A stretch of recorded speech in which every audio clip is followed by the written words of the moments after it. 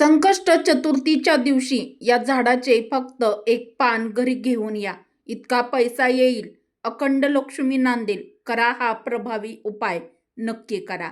वक्रतुंड महाकाय सूर्यकोटी समप्रभ निर्विघ्नं कुर्मे देव सर्व कार्येषु सर्वदा. श्री गणेशाय नमः. नमस्कार मित्रांनो, श्री स्वामी समर्थ.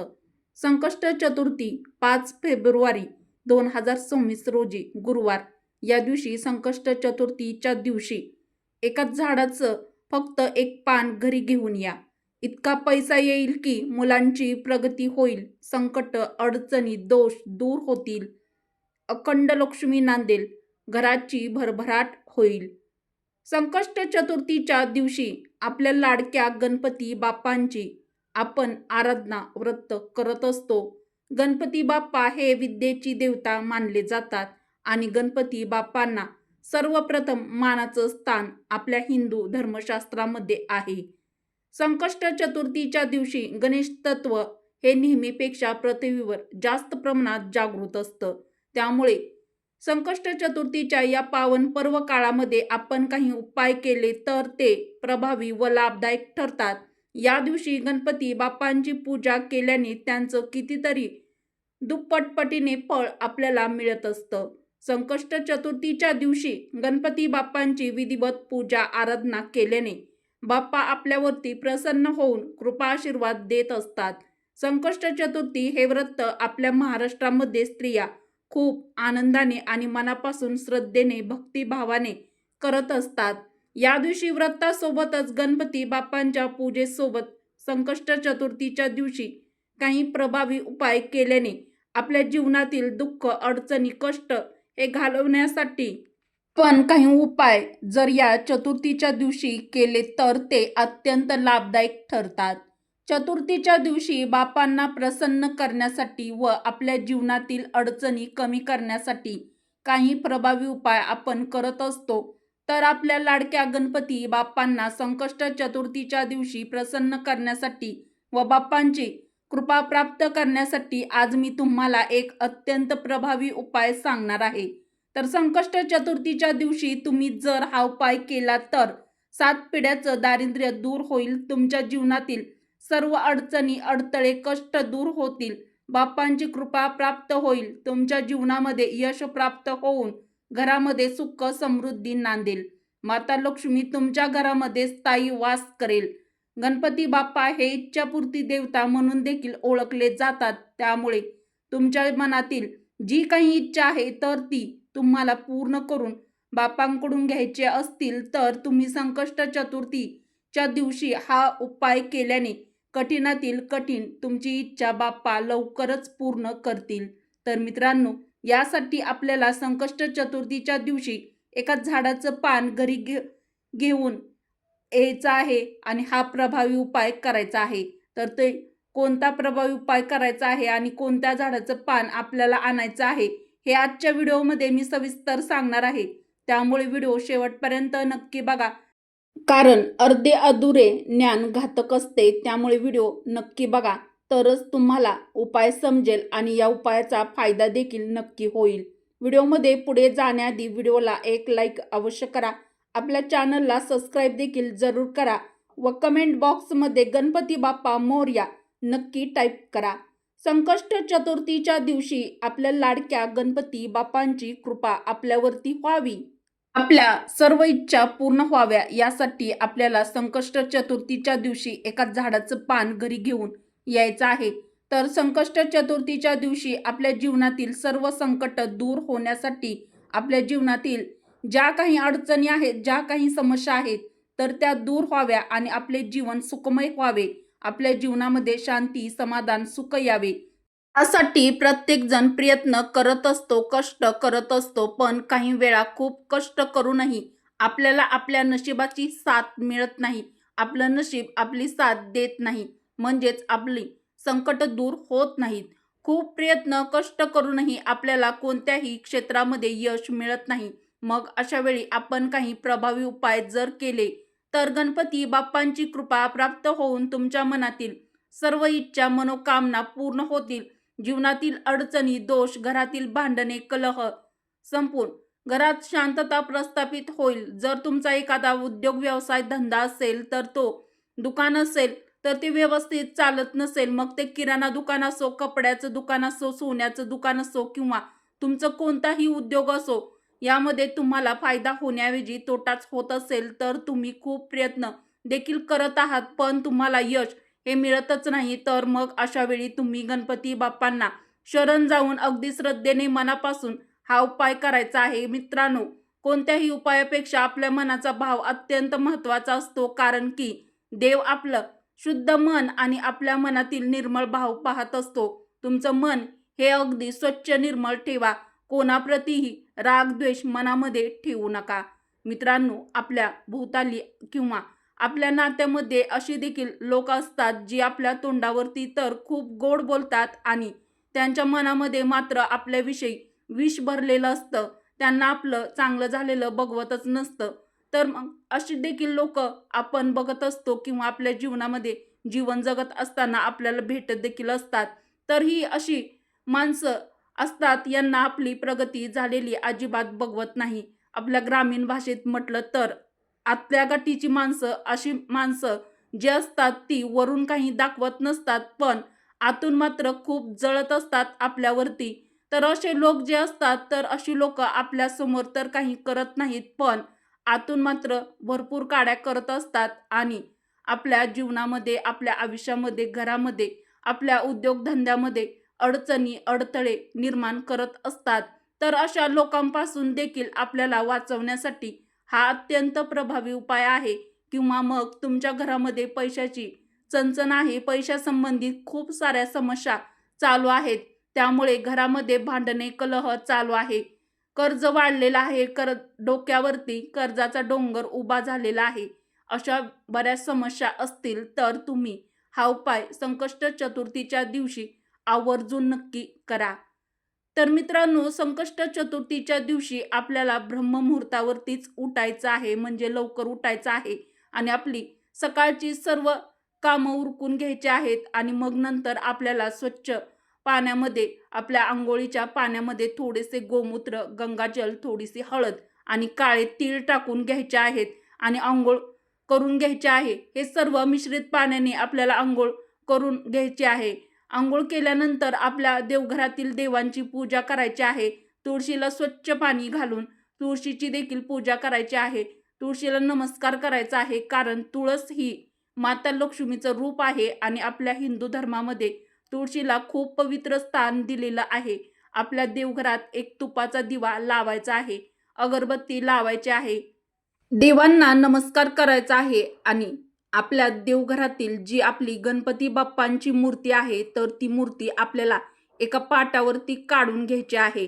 कारण मित्रांनो, आपण कोणताही उपाय करताना गणपती बाप्पांची मूर्ती ही पाटावरती काढून घेऊनच हा उपाय करायचा आहे. मूर्तीवरती आपल्याला जल अभिषेक करून घ्यायचा आहे. नंतर तुम्ही दूध, दही, पंचामृताचा देखील अभिषेक मूर्तीवरती बाप्पांच्या करू शकता. मूर्तीवर अभिषेक करताना तुम्हाला गणपती बाप्पांच्या ओम गण गणपतीये नमः या महामंत्राचा जप करत अभिषेक करायचा आहे. अभिषेक केलेलं पाणी तुम्ही आपल्या घरातील एखाद्या फुलझाडाच्या कुंडीमध्ये टाकू शकता. अशा ठिकाणी टाकायचं आहे ज्या ठिकाणी तुमचा पाय पडणार नाही. नंतर आपल्या लाडक्या गणपती बाप्पाला अष्टगंध गंध तुम्ही जे लावत असाल ते बाप्पांना लावून घ्या. गणपती बाप्पाला अक्षदा अर्पण करायचे आहे. त्यानंतर एक जास्वंदीचं फूल किंवा मग तुम्ही जास्वंद नसेल तर लाल गुलाबाचं फूल देखील अर्पण करायचं आहे. गणपती बाप्पाला दुर्वा अर्पण करायचे आहेत. त्यानंतर धूप दीप लावून गणपती बाप्पांची आरती करायची आहे. दोन्ही हात जोडून आपल्या लाडक्या गणपती बाप्पांना श्रद्धेने मनोभावे नमस्कार करून घ्यायचा आहे. गणपती बाप्पांना गोड नैवेद्य अर्पण करायचा आहे. गणपती बाप्पांकडे तुमची जी काही मनातील इच्छा आहे तर ती डोळे अलगद बंद करून गणपती बाप्पांना तुम्हाला शांतपणे सांगायचे आहे. मित्रांनो, काही विशिष्ट दिवशी काही विशिष्ट उपाय केले तरच ते फलदायी व लाभदायक ठरतात, असं आपलं धर्मशास्त्र सांगतं. आपल्या वास्तुशास्त्रामध्ये अशी काही झाडं झुडपं सांगितलेली आहेत ज्यांचे उपाय अत्यंत प्रभावी देखील मानले आहेत. अशी झाडं आपल्या आयुर्वेदानुसार देखील रोगप्रतिकार शक्ती वाढवण्यासाठी देखील सक्षम आहेत असं आपलं वास्तुशास्त्र आणि आयुर्वेद दोन्ही सांगतं. आपल्या हिंदू धर्मातील वास्तुशास्त्रामध्ये काही झाडांचा उल्लेख हा देवतांचा वास आहे असा देखील केला गेलेला आहे. म्हणजेच काही झाडामध्ये देवता वास करतात असं आपलं हिंदू धर्मशास्त्र सांगतं. झाडामध्ये देवाची शक्ती लपलेली असते, त्यामुळे काही प्रभावी उपाय केल्याने आपल्याला काही खास देवतांची कृपा देखील प्राप्त होऊ शकते. गणपती बाप्पांना जास्वंदाचे फूल खूप प्रिय आहे, त्यामुळे आपण नेहमी गणपती बाप्पा मोरया असं म्हणत जास्वंदाचं फूल अर्पण करत असतो. तर गणपती बाप्पांना जास्वंदाच्या झाडाचं पान देखील तितकंच प्रिय आहे. जास्वंदाचं फूल गणपती बाप्पांना इतकं प्रिय का, कधी विचार केलाय का? लाल जास्वंदाचं फूल गणपती बाप्पांना का अर्पण करतो? फक्त परंपरा आहे म्हणून, की यामागे काही खोल आध्यात्मिक रहस्य आहे? चला जाणून घेऊया. जास्वंदाचं फूल लाल रंगाचं असतं आणि लाल रंग हा शक्ती, ऊर्जा आणि शुभतेचं प्रतीक मानला जातो. गणपती बाप्पा हे स्वयं शक्ती स्वरूप आहेत, म्हणूनच लाल जास्वंदाचं फूल त्यांना विशेष प्रिय आहे. पुराणात सांगितलं जातं की जास्वंदाच्या फुलात राजस गुण अधिक असतो. हा गुण आळस दूर करतो, बुद्धी तीक्ष्ण करतो आणि नकारात्मक विचारापासून संरक्षण देतो. जास्वंदाचं फूल अर्पण करताना आपण बाप्पांना फक्त फूल नाही तर आपली अहंकाराची लालसा, राग आणि चंचल मन अर्पण करत असतो. म्हणूनच गणपती पूजेत जास्वंदाचं फूल अर्पण केल्याने मन शांत होतं आणि कार्यात यश मिळतं. तर मित्रांनो, आपल्याला संकष्ट चतुर्थीच्या दिवशी उपाय करण्यासाठी जास्वंदाच्या झाडाची 2 ते 3 पाने घरी घेऊन यायची आहेत. त्यासोबतच जास्वंदाची एक काडी देखील आपल्याला घरी घेऊन यायची आहे. जास्वंदाची पाने आणि काडी सोबतच घेऊन या. जास्वंदाची पाने घेताना व्यवस्थित चांगली पानेच बघून घ्यायची आहेत. किडलेली तुटलेली पानं अजिबात घ्यायची नाहीत. तर पाने घरी आणल्यानंतर ती स्वच्छ पाण्याने धुवून घ्यायची आहेत. आपल्याला नंतर ती पाने स्वच्छ पुसून देखील घ्यायची आहेत. आता या एका फुलपात्रामध्ये कुंकू घ्यायचा आहे. तुम्ही हळद देखील घेऊ शकता. तर त्याचा गंध तयार करून घ्यायचा आहे आणि त्या पानावरती आपल्याला तुमच्या मनातील जी काही तुमची इच्छा आहे ती जास्वंदाच्या काडीने ती पानावरती तुम्हाला लिहायची आहे. तर हे लिहिताना अगदी शॉर्टमध्येच लिहायचं आहे. खूप मोठी पानावरती बसणार देखील नाही, त्यामुळे थोडक्यात लिहा. म्हणजे आता जर तुम्हाला पैशासंबंधित असेल तुमची समस्या तर तुम्ही लिहायचं आहे पैशासंबंधी, नोकरी प्राप्तीसाठी, कर्जमुक्तीसाठी, असं मी तुम्हाला उदाहरणासाठी सांगितलं आहे. तुमची जी काही अडचण असेल, जी काही इच्छा असेल तर ती तुम्ही पानावरती लिहायची आहे. त्यानंतर मित्रांनो, आपल्याला एक छोटी प्लेट घ्यायची आहे. या प्लेटमध्ये तुम्ही कुंकू, हळद किंवा मग रांगोळीने देखील एक स्वस्तिक काढून घ्यायचं आहे. आता या स्वस्तिकवरती तुम्हाला मुठभर तांदूळ टाकून घ्यायचे आहेत. त्यावरती आपण जे इच्छापूर्ती करण्यासाठी जे लिहिलेलं पान आहे ते तांदळावरती आपल्याला ठेवून द्यायचं आहे. मित्रांनो, आता त्या पानावरती आपल्याला हळद, कुंकू, फुले अर्पण करायचे आहेत आणि गणपती बाप्पांचे अथर्व शीर्षचे पठण देखील करायचं आहे. गणपती बाप्पांना हात जोडून नमस्कार करायचा आहे.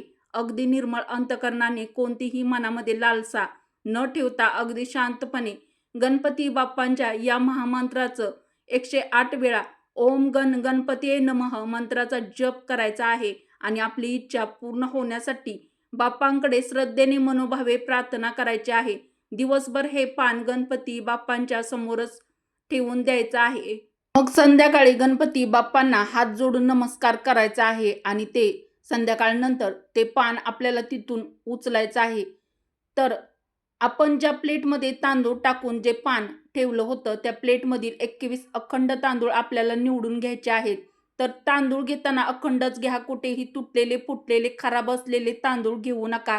जास्वंदीच्या पानावरती अखंड 21 तांदूळ आणि जास्वंदीचे एक लाल फूल आपल्याला त्यावरती पानावरती ठेवून घ्यायचं आहे. त्यानंतर पानावरती 21 दुर्वा ठेवून घ्यायच्या आहेत. नंतर या पानावरती आपण हळद, कुंकू देखील अर्पण करायचं आहे आणि आता हे सर्व जिन्नस त्या पानावरती आपण ठेवून घेतलेले आहेत.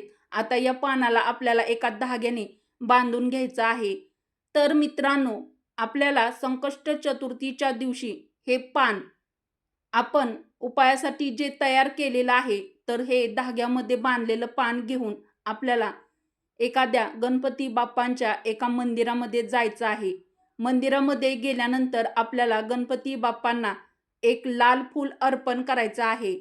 गणपती बाप्पांना गंध लावायचा आहे, अक्षदा व्हायच्या आहेत आणि दोन्ही हात जोडून बाप्पांना नमस्कार करायचा आहे आणि आपलं हे उपायाचं पान गणपती बाप्पांच्या चरणाशी ठेवायचं आहे आणि बाप्पांना तुमच्या मनातील जी काही इच्छा आहे तर ती डोळे बंद करून शांतपणे सांगायची आहे आणि माझी जी काही इच्छा आहे ती बाप्पा लवकरच पूर्ण होण्यासाठी तुमची कृपादृष्टी करा असं म्हणायचं आहे.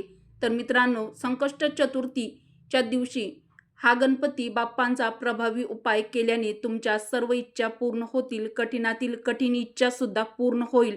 हा अत्यंत प्रभावी उपाय तुमच्या जीवनातील अडचणी दूर करण्यासाठी संकष्ट चतुर्थीच्या दिवशी या पावन पर्व काळामध्ये आवर्जून नक्की करा. त्यानंतर मित्रांनो, गणपती बाप्पांच्या चरणी जे फूल अर्पण केलेलं असेल तर ते तुम्ही दुर्वा किंवा फूल त्यातून जे असेल ते घेऊन घरी यायचं आहे. आपल्या तिजोरीमध्ये हे फूल किंवा दुर्वा ठेवून द्यायचे आहेत. आपल्या गणपती बाप्पांचा हा आशीर्वाद समजून आपल्याला हा उपाय देखील नक्की करायचा आहे. संकष्ट चतुर्थीच्या दिवशी हा प्रभावी उपाय केल्याने तुमच्या जीवनातील सर्व अडचणी, अडथळे, दोष दूर होतील. पैशासंबंधी सर्व समस्या दूर होतील. घरात अखंड लक्ष्मी नांदेल. कठीणातील कठीण इच्छा तुमची 24 तासातच पूर्ण होईल. मित्रांनो, उपाय करताना तुमचं मन हे शुद्ध, सात्विक ठेवा. मनामध्ये गणपती बाप्पाविषयी श्रद्धा ठेवा आणि मनोभावे शुद्ध अंतःकरणाने, निर्मळ मनाने हा उपाय नक्की करा. कारण उपायापेक्षा भाव हा देव पाहत असतो आणि आपला आशीर्वाद देत असतात. कारण देव हा भावाचा भुकेला असतो. त्यामुळे गणपती बाप्पाविषयी मनामध्ये श्रद्धा ठेवा. बाप्पा तुमच्या सर्व चांगल्या इच्छा लवकरच पूर्ण करतील. तुमच्या जीवनामध्ये सुख समृद्धी येऊन तुमची आणि तुमच्या घराची लवकरच भरभराट होईल. तर मित्रांनो, उपयुक्त व्हिडिओ तुम्हाला कसा वाटला ते देखील कमेंट करून नक्की कळवा. व्हिडिओ आवडला असेल तर व्हिडिओला एक लाईक अवश्य करा. चॅनलला सबस्क्राईब देखील जरूर करा व कमेंट बॉक्समध्ये गणपती बाप्पा मोरया नक्की टाईप करा. व असेच नवनवीन व्हिडिओ तुमच्या मित्र परिवारासोबत, बहिणींसोबत जास्तीत जास्त शेअर देखील नक्की करा व आपल्या चॅनलला सबस्क्राईब देखील अवश्य करा. व्हिडिओ शेवटपर्यंत पाहिल्याबद्दल तुम्हा सर्वांचे मनापासून धन्यवाद. श्री स्वामी समर्थ. जय श्रीकृष्ण. जय माता लक्ष्मी. गणपती बाप्पा मोरया. हर हर महादेव. धन्यवाद.